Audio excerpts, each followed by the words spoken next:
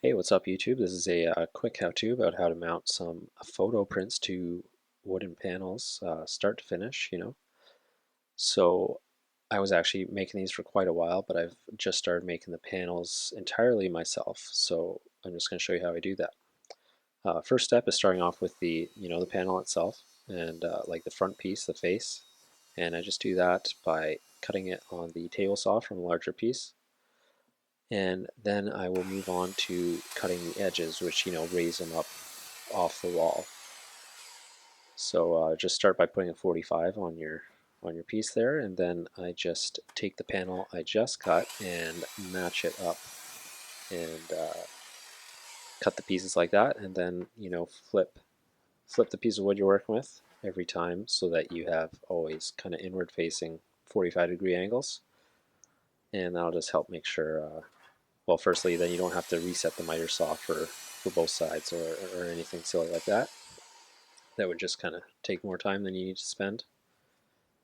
And I just kind of make sure that they're fitting more or less as I go, and just keep lining it up and keep cutting them.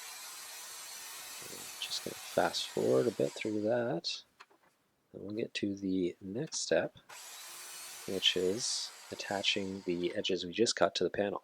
So I'll just kind of rough it out, make sure it is looking good. I don't need to do any extra cuts or anything like that. Then starting on one side, I just get my little brad nailer here with, I think I actually don't know what size they are, but not offhand. But anyways, I start off by putting the front into the edges there, because at one point I tried doing the corners together, and that was just kind of a pain in the ass to hold the first one and get that one kind of nice and squared up. So this I find is much easier to just work from the top, get two sides, then the other two fit in pretty easy, and it's not so much wrestling with it. And that's that. Then just kind of fill in the rest. At least two staples for every side, and then I go through the corners and just get some for both sides as well.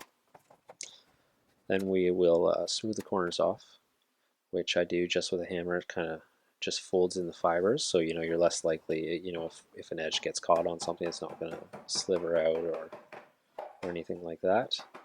And it just makes it a little more smooth, rounded off kind of finish, which I think looks a little better. And yeah, then we'll move on to sanding. So I'll sand all sides, just kind of smooth it over in case the panel's a little bit larger than the sides or vice versa or whatever. So just go at it pretty quickly. I'm using an orbital sander. If you had a belt sander, I'm sure you can do it like that. And we'll just fast forward here and move on to the next step.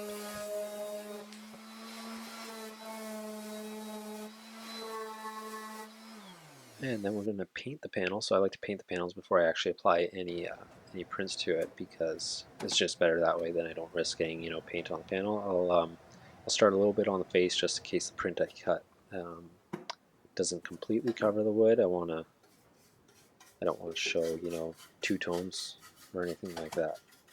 So in this case, I'm doing black. I've stained a couple. I've done some white. Whatever you want to do it up. Yeah, just using kind of, in this case, cheap dollar store kind of paint, but it does the trick. I'm going to finish over it with some sealers and stuff, so it doesn't make a huge difference, I don't think. And in this case, I'm making two right here. I end up doing two coats, like one the back side, like I'm applying right here, and then the other one front side. So it's much faster if you're making tons of these boxes at the same time. Then printing your image. So if you just made panels with whatever size wood you had available, then you can print your image to size. Or if you had your prints already and you had to make the panels to size, then you can do it that way. So whatever works.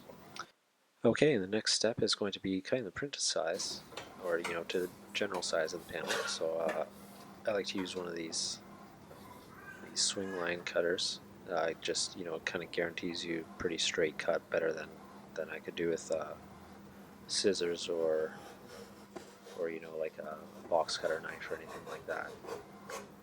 So, it doesn't have to be perfect, but you want to get it pretty close to the size of the panel. In this case, I'm pretty sure I made the box for this print after I printed the print. So, I know that if I get pretty close to the edges, then that's almost the size of the wooden panel I made for it.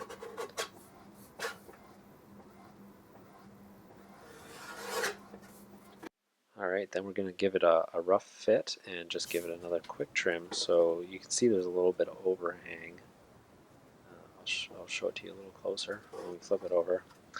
I'm just going to take a good pen or pencil or whatever you're going to be able to see on the back of that paper and get two corners lined up to the wood and then trace whatever is able to be trimmed off to make it perfectly flush. So that's what I'm doing here, is just giving myself a cut line, taking the plank off, and then just giving it one more good, clean, close cut on either side, and we should fit pretty much perfect this time.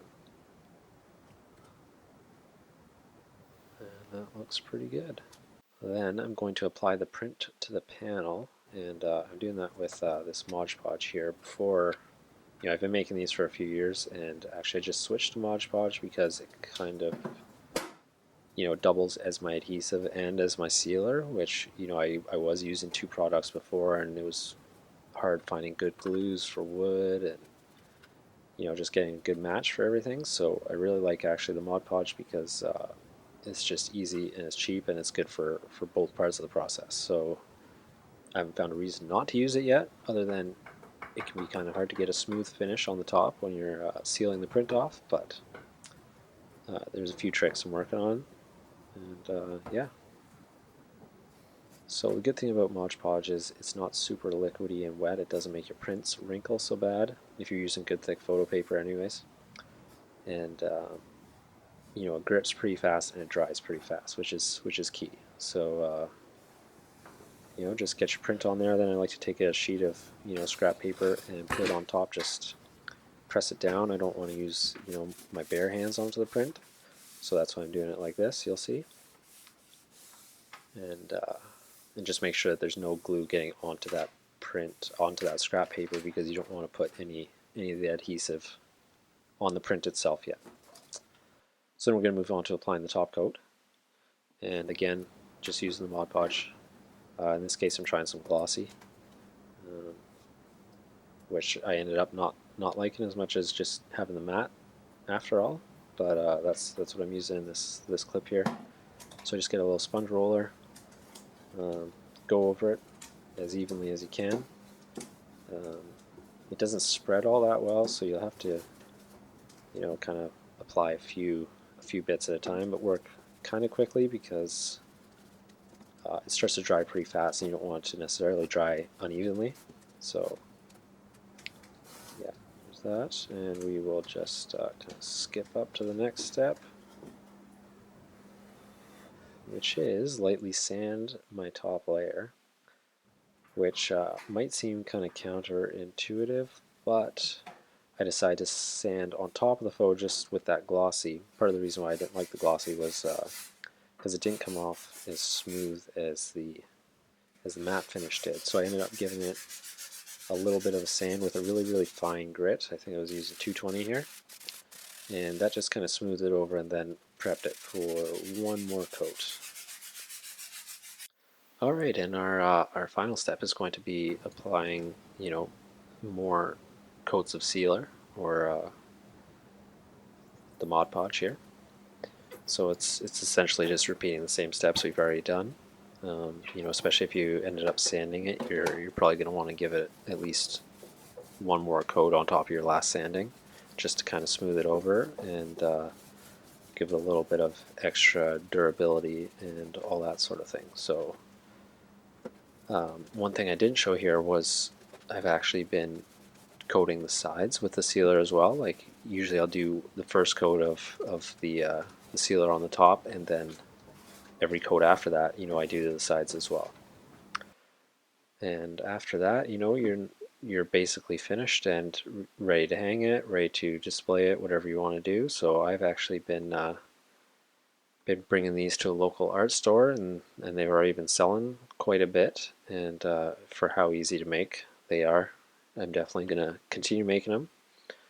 So I hope you found that helpful, gave you a few ideas about how to use, or some steps about how to put these kind of things together. And good luck with making your own, and thanks for watching.